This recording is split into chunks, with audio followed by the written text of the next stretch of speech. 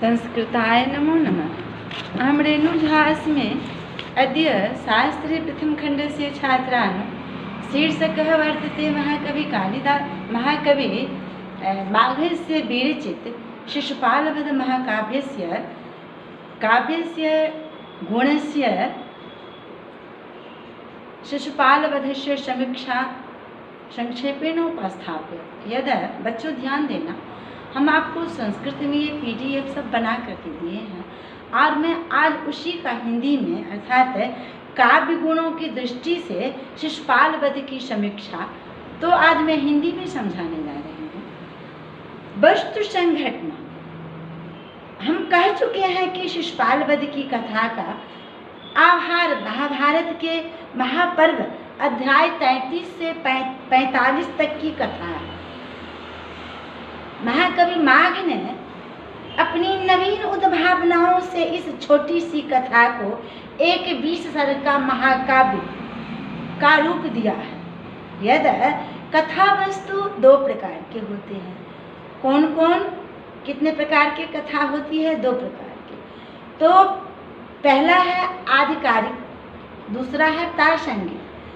आधिकारिक वस्तु का साक्षात संबंध अर्थात नायक तथा काव्य के फल से होता है, और परंतु प्रासंगिक वस्तु में नायक से भिन्न किसी अन्य अर्थात किसी अन्य का वृत्त रहता है, जिसका परंपराया संबंध काव्य के फल से रहता है। शिशुपाल वध महाकाव्य के शिशुपाल का वध ही आधिकारिक कथा है, बिल्कुल, जिसका अनेक प्रासंगिक वर्णनों द्वारा विस्तार किया है। कौन? महाकवि माघ। इस महाकाव्य की कथा को देखने पर होता है कि यह एक घटना प्रधान महाकाव्य है। घटना प्रधान काव्यों में कवि की दृष्टि किसी मुख्य घटना पर होती है और उसका समस्त वस्तु विन्यास उस घटना पर ही केंद्रित रहता है। परंतु रामायण या बुद्धचरित्र जैसे व्यक्ति प्रधान महाकाव्यों में नायक समस्त जीवन का परिचय मिलता है। यहाँ कवि की दृष्टि व्यक्ति के जीवन की सभी मुख्य घटनाओं पर आधारित रहती है। इस घटना प्रधान शिशुपाल वध महाकाव्य में शिशुपाल का वध ही मुख्य घटना है, बिल्कुल। अन्य सभी प्रासंगिक वर्णन उसके पोषक रूप में उद्धृत किए हैं महाकवि माघ। यहाँ महाकवि माघ प्रबंध काव्य की इतिवृत्ति निर्वाहकता में सफल नहीं कहे जा सकते, परंतु इस ओर उनका ध्यान भी नहीं है और मूल कथा पहले दूसरे तथा 14वें से 20वें सर्ग तक पाई जाती है। इसमें भी कई अप्रासंगिक वर्णनों का कवि ने विस्तार पूर्वक विवेचन किए हैं। यदि शेष चतुर्थ सर्ग से त्रयोदश सर्ग तक का वर्णन आनुषंगिक है, जिसका आवश्यकता से अधिक विस्तार आलोचकों की अत्यंत खटकता है। यह कथा का प्रवाह को एक स्वरूप जैसे प्रवाह का अर्थात प्रवाह को रोक लेता है। किस प्रकार? तो वीर रस प्रधान शिशुपाल वध के पूरे 6 सर्गों में श्रृंगार लीलाओं का वर्णन वीर रसों को दबोच सा लेता है एवं काव्य के मध्य भाग में पढ़ने पर पाठक यह समझने लगता है कि यह श्रृंगार का ही काव्य है। वस्तुतः यहाँ श्रृंगार रस वीर रस की चरवणा में बाधक बन गया है। प्रबंध काव्य में संबंध निर्वाह का महत्वपूर्ण स्थान है। इस बात को स्वयं महाकवि माघ भी स्वीकार किया है। जैसे लिखते हैं, बहनपि स्वेच्छया कामं प्रकरणम विधीयते अनुज्झितार्थ संबंधः प्रबंधो दुरुदाहरः। तो ये जो दुरुदाहरः अर्थात इच्छा अनुसार बहुत सी असंगत बातें सरलता से कही जा सकती है, परंतु ऐसे प्रबंध को कहना कठिन है जिसमें पदार्थों की संगति विच्छिन्न नहीं हुई हो। अर्थात वस्तुतः मुख्य घटना के साथ प्रासंगिक बातों का वर्णन वहीं तक उचित होता है जहाँ तक वे प्रासंगिक वर्णन मुख्य घटना को रोचक बनाकर श्रोताओं को भावमग्न करके रसानुभूति में सहायक सिद्ध हो सके। बिल्कुल। और अब कह रहे हैं ये वर्णन पांडित्य प्रदर्शन के लिए नहीं होने चाहिए और उनका विस्तार भी मुख्य घटना के अनुकूल होना चाहिए। जैसे अर्थात अत्यधिक नहीं। माह का यह प्रासंगिक वर्णों का अत्यधिक विस्तार कथा के प्रवाह में बाधक होकर रसानुभूति में भी बाधक बन जाता है। जैसे बाधक बन गया है, जाता नहीं बन गया। जैसे माघ का वस्तु वर्णन कौशल से कवि लोग इतिवृत्तात्मक अंशों को भी बना सकते हैं। इस बात में इस संस्कृत के कवियों ने अत्यंत निपुण पाते हैं। आचार्य रामचंद्र शुक्ल के कहना है, माघ भी इसी कोटि के कवियों में से हैं। इन्होंने अनेक भावपूर्ण वर्णन किए हैं जो बड़े ही अभावपूर्ण हैं। उनके काव्य सौष्ठव के परिचय के लिए कुछ वर्णन नीचे दिए जाते हैं। नगर वर्णन माघ ने शिशुपाल वध के 3 सर्ग में द्वारकापुरी का विशद एवं अलंकारिक वर्णन किया है। देखिए, इस श्लोक के माध्यम से त्वष्टुः इत्यादि अर्थात जो द्वारकापुरी ब्रह्मा के निरंतर अभ्यास के द्वारा प्राप्त किए हुए शिल्प विज्ञान के विस्तार की सीमा रूप है, वह द्वारकापुरी दर्पण के समान स्वच्छ समुद्र के जल के बीच में स्वर्ग की प्रतिबिंब के समान दिखाई दे रही है। अर्थात यहाँ कवि ने कैसी सुंदर उत्प्रेक्षा की है। और भी देखिए,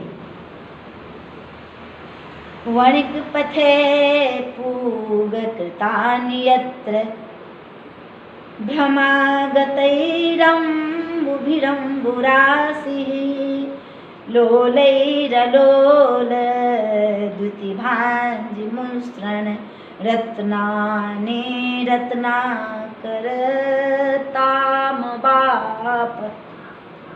अर्थात जिस नगरी के बाजारों में एकत्रित तथा स्थिर कांति वाले रत्नों के स्थिर कांति वाले रत्नों को नगर की नालियों में आए हुए जल द्वारा चुराकर जल निधि भी रत्नाकर हो गया है। इसी प्रकार महाकवि माघ ने यक्ष के प्रसंग में इंद्रप्रस्थ सभा और इंद्रप्रस्थ के नागरिकों का सुंदर चित्रण किया है। यथा यात्रा वर्णन के प्रसंग में महाकवि ने द्वारकापुरी से इंद्रप्रस्थ तक अनेक मनोरम दृश्यों को चित्रित करके अपनी सहृदयता का परिचय दिया है। जैसे इसमें ऋतु वर्णन, रैवतक वर्णन, सूर्योदय, चंद्रोदय आदि के वर्णनों का चित्रण यह प्रकृति चित्रण में करेंगे। यहाँ द्वारकापुरी से बाहर निकलती हुई सेनाओं का कैसा हृदयग्राही चित्रण कवि ने किया है। देखिए, इस श्लोक के माध्यम से कह रहे हैं, तजा इवांगदर बिंदनाभे शंभोर जटाजूट तटादिबाप मुखादिबाथ श्रुतयो विधातु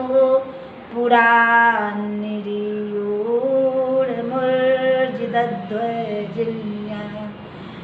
अर्थात कृष्ण की सेनाएं द्वारकापुरी से इस प्रकार निकली, जैसे कि विष्णु के अंग से प्रजाएं, शिवजी की जटाओं से गंगा जी का जल और ब्रह्मा के मुख से श्रुतियां बाहर निकलती हैं। और भी देखिए, इस श्लोक के माध्यम से सृष्य इत्यादि अर्थात एक दूसरे के मुखों के मिल जाने से लगाम खिसक जाने के कारण सटकर चलते हुए चंचल घोड़ों से अश्वारोही घुड़सवार एक दूसरे के घुटनों को पीड़ित करते हुए दुख पूर्वक निकल जाते हैं। अर्थात माघ ने इसी प्रकार हाथियों एवं रथों के गमन का भी स्वाभाविक वर्णन किया है। इसी प्रसंग में वन विहार एवं सुंदरियों का जल क्रीड़ा का सुंदर चित्रण कवि ने प्रस्तुत किया है।